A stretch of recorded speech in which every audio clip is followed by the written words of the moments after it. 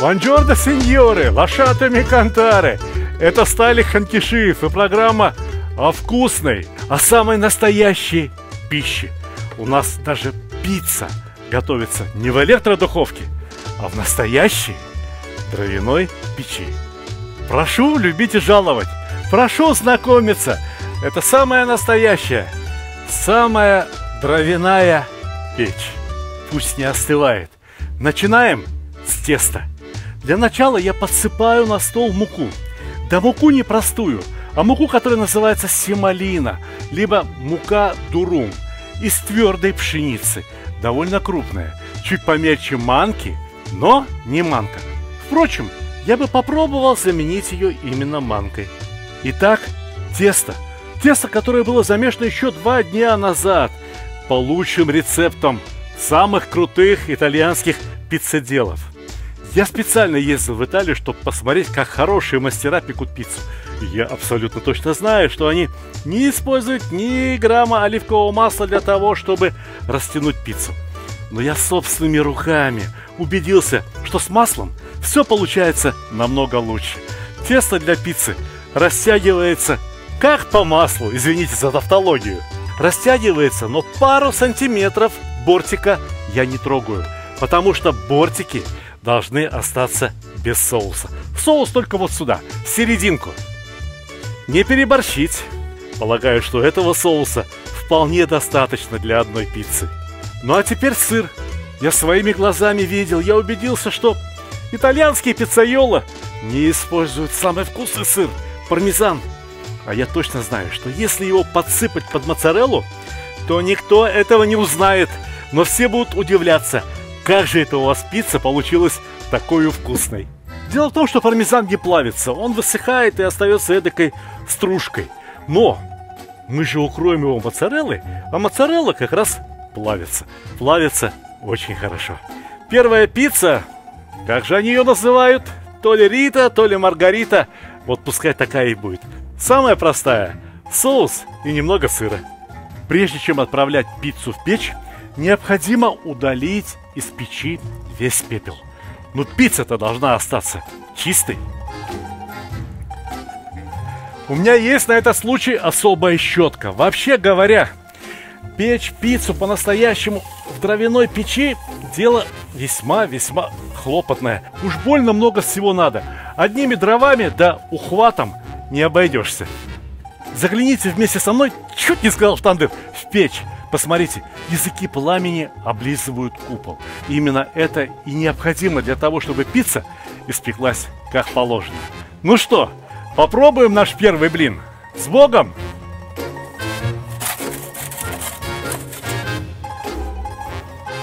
Для того, чтобы испечь одну пиццу, необходимо не только щетки, не только длинная кочерга, необходима еще одна лопата, которая очень понравится мальчикам. Потому что при помощи этой лопаты поворачивают пиццу. Посмотрите, как я действую. Лопату под один край теста приподнимаем и поворачиваем. Еще раз. И еще раз. Всем этим движениям, разумеется, необходимо учиться. Точно так же, как учатся играть на скрипке. Вот скрипка очень простой инструмент. 2-3 дощечки, 4 струны, смычок. И пошел мальчик-итальянец. Научился как следует. И везде у него есть кусок хлеба. Тот, кто научился обращаться с лопатами для пиццы, тоже найдет себе кусок хлеба, куда бы он ни поехал. В Америку, в Россию, да хоть в Китай. Взглянем на пиццу. Вот она какая. Ну ничего, еще немного.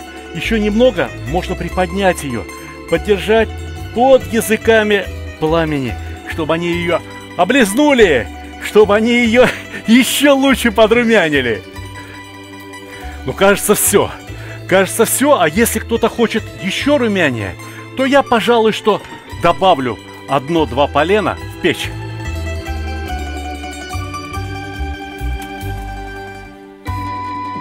Но эта пицца вышла прям как надо. Ура! Пахнет очень вкусным тестом, пахнет очень вкусным сыром, пахнет томатом. Не хватает одного запаха, запаха базилика. Это базилик, который просто разбили блендером вместе с хорошим маслом. По капельке на каждую дольку для аромата. А мне не терпится. Я не хочу ждать финала программы. Я хочу угостить мою съемочную группу прямо сейчас, пока пицца горяча, только из печи. А пока мы будем перекусывать и оценивать мое кулинарное искусство, я покажу вам, как замесить такое прекрасное тесто и как испечь пиццу в самой обыкновенной духовке. Даже в электрической. Все вместе подходим, попробуем. Видно, что тебя пиццей кормят иногда. Да, что принимаешь участие в кулинарной программе. Давай, Леша. Сайфулоке. А смотрите, как надо правильно кушать. Смотрите. Вот так вот подгибаешь, вот так вот, а это вот так вот. И вперед.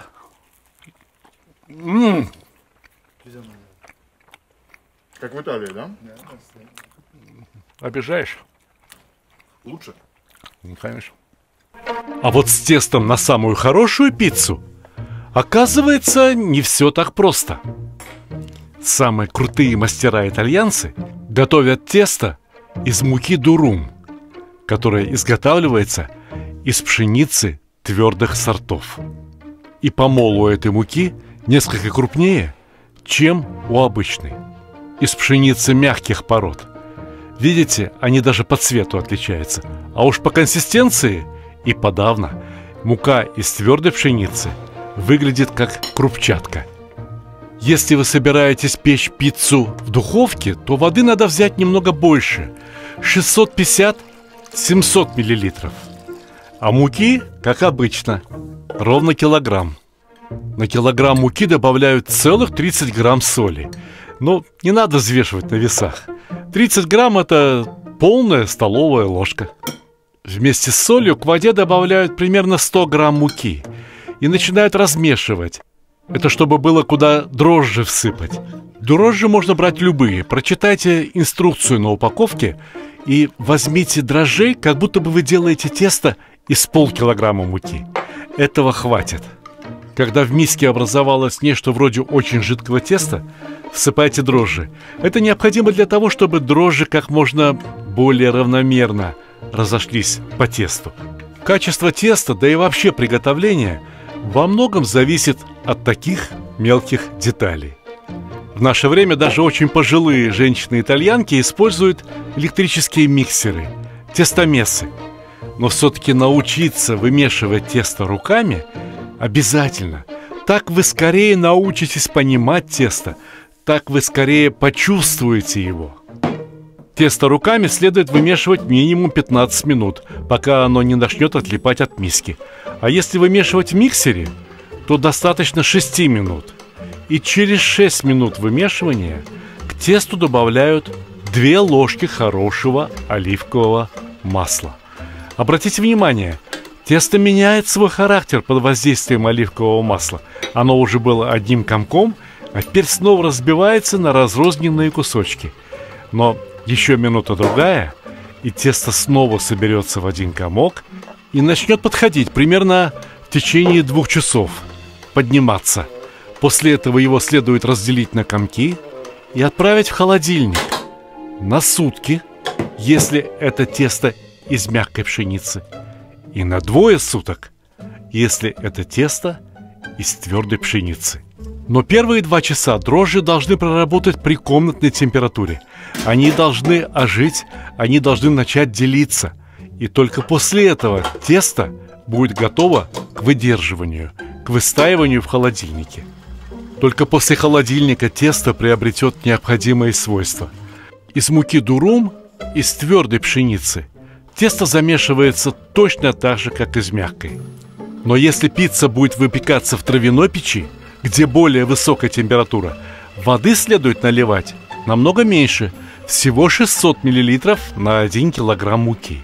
Соли тоже необходимо брать 30 грамм, оливкового масла 2 ложки, а вот дрожжей еще меньше, чем рассчитывается на полкило муки, потому что это тесто после обязательного 2-часового выстаивания в холодильнике будет лежать 2 суток. Да еще и, если делать по-хорошему, холодильник должен быть особый, который поддерживает температуру плюс 16 градусов. Так что все это я вам рассказываю лишь для расширения вашего кругозора. А так, готовьте тесто из обычной муки, потому что к томатному соусу для пиццы у меня тоже есть огромные вопросы. Итальянцы протирают обычные помидоры, добавляют к ним соль, добавляют сушеный базилик. Вот вам и соус. Но их пиццы пекутся строго в дровяных печах при очень высокой температуре, и соус там успевает приготовиться. А если готовить из наших помидоров, то я бы к ним добавил кроме соли еще и сахара, а кроме базилика побольше сушеных трав для усиления их вкуса и аромата. И если мы собираемся печь пиццу в обычной духовке, то помидоры лучше поварить до изменения их вкуса, потому что в духовке помидоры приготовиться не успеют. А сейчас у нас соус, знаете, какой вкусный? Знаете, какой ароматный? Да в него можно хлеб макать и есть, безо всякой пиццы. Однако к соусу для пиццы я добавляю рубленый чеснок. Не очень много. Не надо, чтобы он был заметен.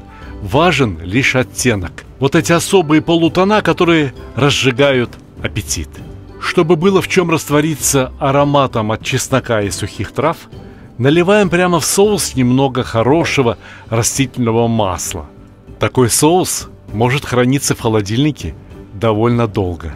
Духовку необходимо разогреть до температуры 220-240 градусов. И если в духовке есть верхний гриль, очень важно прогреть его. Иначе как же испечется тесто? Иначе как же зарумянится сыр?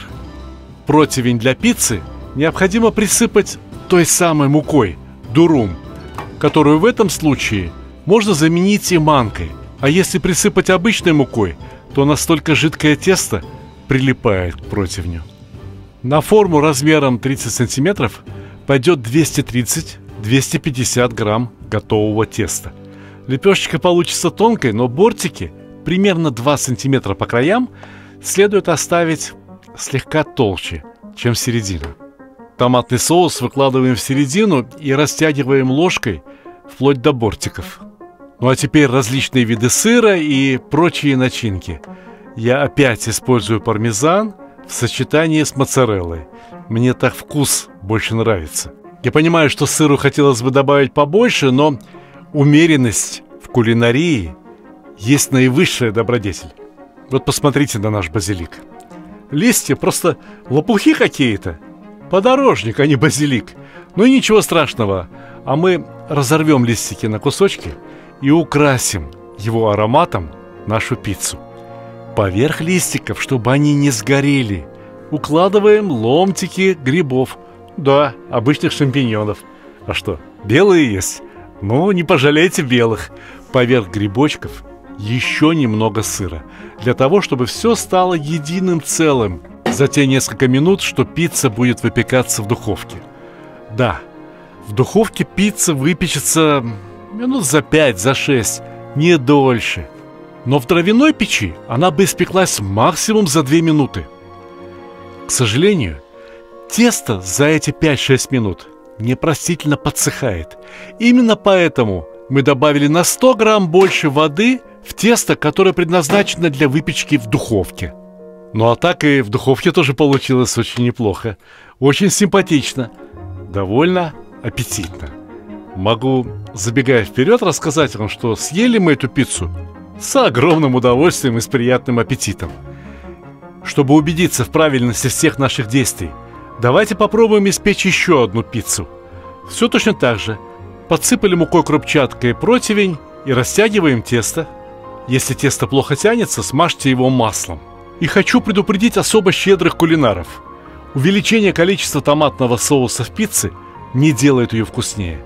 Все хорошо в разумных пропорциях. Эти пропорции выверены десятилетиями, столетиями, опытом множества людей.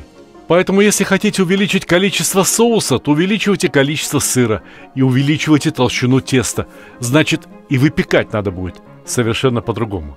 Но подождите, вот здесь очень важный процесс. Мы раскладываем колбасу и мясо пастрами по пицце. Пусть эта пицца получится мясная. Листики базилика точно так же, как в предыдущей пицце.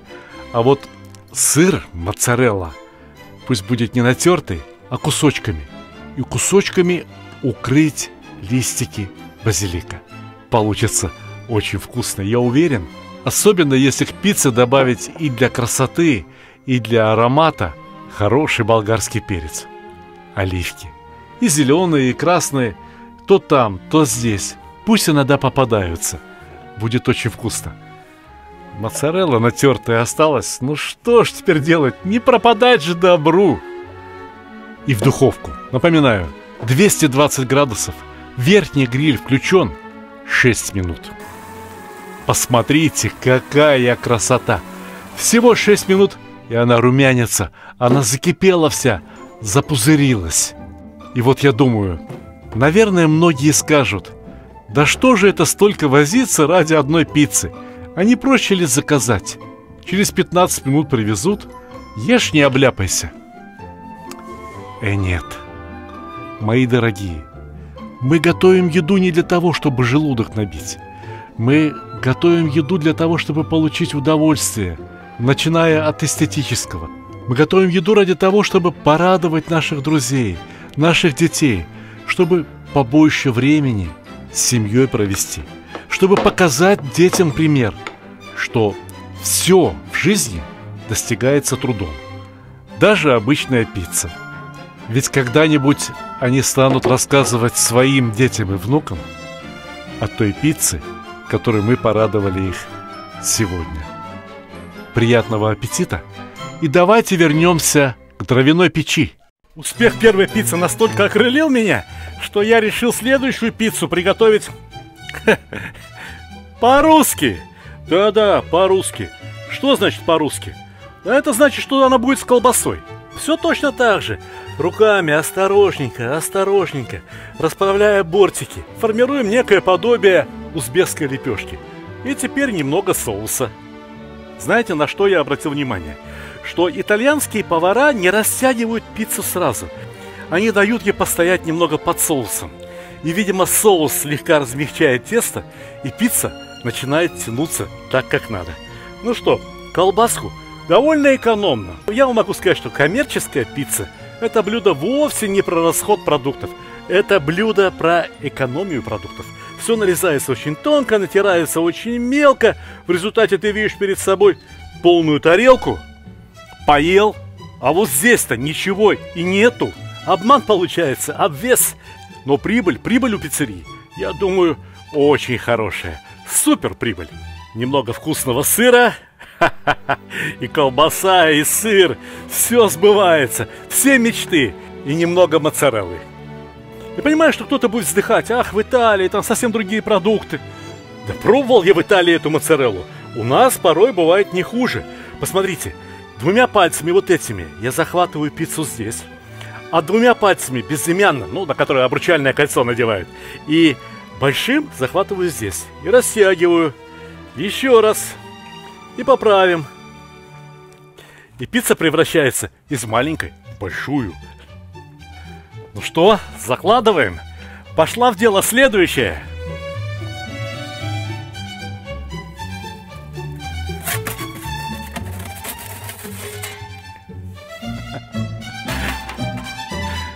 Мне нравится, что все вдруг начало получаться. А сначала-то не очень. Я вам могу сказать, что в этой печи я выпекаю пиццу сегодня в 3-й раз. Первые 2 раза была репетиция, тренировка. И ведь на вышеупомянутой скрипке, несмотря на всю кажущуюся простоту, тоже надо учиться играть. Точно так же и на пицца-печи надо научиться играть. Надо научиться играть вот с этими лопатками, надо научиться играть с этим тестом, надо научиться играть с очень хорошим настроением. Потому что пицца, ну кто бы что ни говорил, а для меня это блюдо праздничное.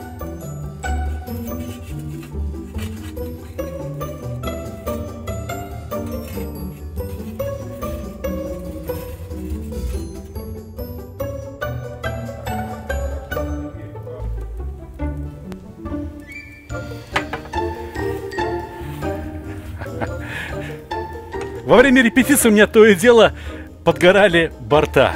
А сегодня прямо все как надо. Как в лучших домах Неаполя. Все. Ух, Промахнулся. Ну ничего, ничего. Бывает. У нас честная передача. Мы показываем все как есть.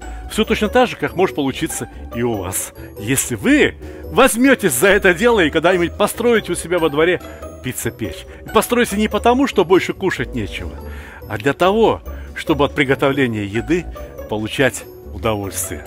Продолжаем. И еще одна пицца, которая непременно должна понравиться всем россиянам. Потому что это будет пицца с грибами.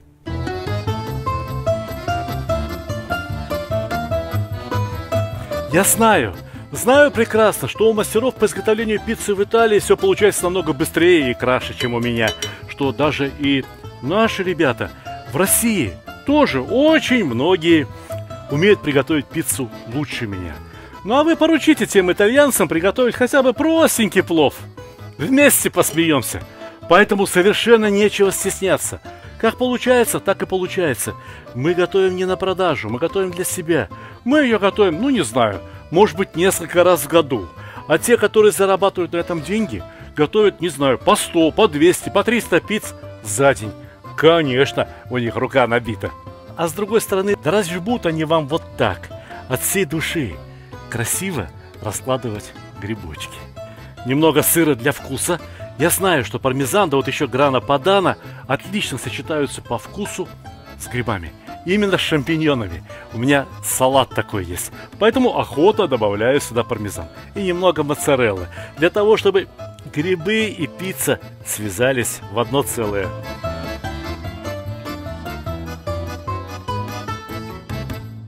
Сейчас все идет так хорошо, потому что еще и печь правильно прогрета. Сейчас внутри печи температура 400 градусов. Даже внутри купола температура 350 градусов на той стороне, которая ближе к огню. А та, что снаружи, ну-ка загляни в тот термометр. Предвижу разговоры, предвижу комментарии о том, как вкусно все получается в настоящей дровяной печи. Но вы понимаете, насколько сложнее все это? Ведь в духовке намного проще. И пицца ровнее получается, и бортики ровно такого цвета, как надо, без единой пригорелости.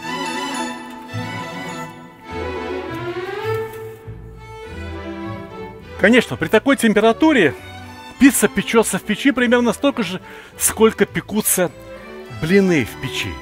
Русские блины в русской печи. Ну, не более чем 2 минуты. Кстати говоря, а вы смотрели в прошлую Масленицу сюжет о том, как я пеку блины в русской печи? Нет? Ну тогда вам только одна дорога. Ко мне в YouTube. Так и напишите. Сталик, блины в русской печи. Но я пока пиццу в сторонку отложу. Ну а сейчас будет самое вкусное, по моему мнению, пицца. Пицца, в которой сыра будет намного больше, чем тесто. Я не буду вытягивать ее слишком сильно, не буду делать пиццу слишком большой. Пусть и тесто будет потолще, и слой сыра будет потолще. Соуса немного, только половину чумичика. Если уложить базилик сверху, а потом поставить в печь, ну, базилик сгорит, да и все. Не будет от него никакого аромата. Вот под кусочком сыра, точнее между сыром и томатом, базилик сработает так, как надо. Как в популярном итальянском салате капрезе. И вот теперь сыр, моцарелла, прямо целыми кусочками. Хочу украсить эту пиццу еще и оливками. Ну, пусть будет много всего, авось получится вкуснее. Ну и сверху еще немного тертой моцареллы, чтобы оливки укрылись сыром и понесли в печь.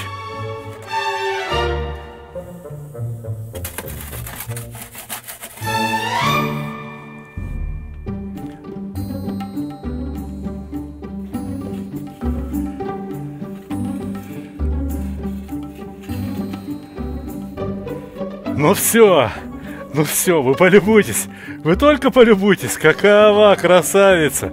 Ух ты, вот эту я ни с кем делить не буду, сам съем. И еще одна пицца, которая всем понравится, потому что это будет пицца с мясом. Ну а почему бы не с мясом? Мясо, конечно же, предварительно подготовленное. Это пастрами из говядины, моего собственного приготовления. Публиковал как-то раз рецепт. Надо? Найдите, посмотрите. В эту пиццу я пармезан добавлять не буду, потому что мясо само по себе очень вкусное. Я смотрю, парень один итальянец пиццу делает, мастер, супер. И смотрю, он так густо все насыпает, вот как у меня сейчас. И сыром так засыпал, очень щедро, прямо много сыра. Вот все как у меня сейчас. А потом он берет, вот так вот, смотрите, вот эти пальцы, это один захват, а вот эти пальцы, это другой захват. И вот так вот растягивает. Раз, два, три, четыре. И пицца получается чуть ли не в 2 раза шире. У меня так даже не выходит. А начинки на ней в самый раз по итальянским меркам. Понесли в печку.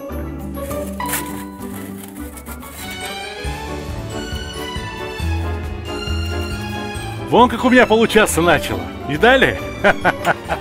Раз, два и развернул пиццу. Все как у мастера. Ну, готово. С пылу, с жару. Небольшая, но буквально геройская. Знаете, что я сейчас хочу сделать? Я сейчас хочу сделать реально большую пиццу. Вот во всю эту лопату. Попробуем? Тут у меня комок теста остался. Огромный геройский комок теста. Подсох даже. Ну и хорошо. Смажем его маслом. И растянем руками так, как надо. Пока я работаю над последней в сегодняшнем сюжете пиццы, я хочу рассказать немного об этой печи. Ну, во многих итальянских печах итальянцы сами не ставят никакие термометры. А я поставил для того, чтобы оценивать глубину, насколько глубоко протоплена печь.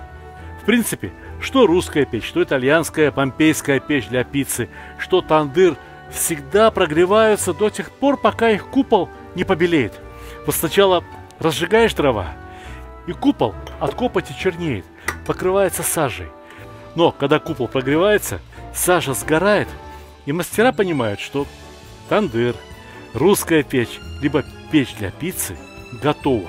Я вам могу сказать одно принципиальное отличие помпейской, итальянской печи для пиццы от, например, русской печи, что в ней купол очень низкий. И поэтому языки пламени работают в том числе и на пиццу.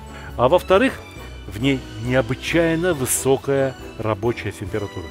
400-450 градусов. Вот у меня сейчас 400, а пицца печется 2 минуты. Я своими глазами видел, что у итальянцев пицца бывает готова буквально за 45 секунд. Неужели температура в их печах все 500 градусов? Либо дело в том, что пиццы у них больно тонкие. Не знаю. Меня и 2 минуты вполне устраивают. Представляете себе, если стать вдвоем, втроем, один, скажем, пиццу растягивает, другой пиццу начиняет, а третий пиццу выпекает, то за час можно испечь 30 пиц. Да это на свадьбу хватит. Эту пиццу мы приготовим со всеми начинками, которые сегодня участвовали в нашей программе. Ну, пусть будет такая пицца-дружба. Вот тебе здесь и грибы, здесь тебе и сыр моцарелла очень щедро, здесь тебе и болгарский перец, и кусочки мяса, и кусочки колбасы. Все положим. Пусть всего будет вдоволь. Как бывает в русском пироге. Я уже перестал подкладывать дрова в печь, и она слегка остывает. Поэтому теперь пропечется даже довольно толстая пицца. Не столько сам базилик, сколько масло. Масло, которое напоено вкусом и ароматом этого зеленого базилика. Могу сказать, что вот эта пицца у нас получилась ровно такой, какой она была задумана итальянским народом. Ну, по сути дела, пекли лепешки, и все, что в доме оставалось, выкладывали на эту лепешку. Вот тебе и получалась пицца. Открытый пирог. Пошли в печь.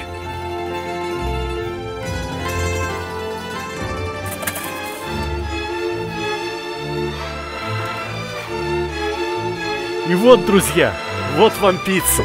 Косые, кривые, неровные, зато ароматные и очень вкусные. Вон даже осы прилетели, подтверждают.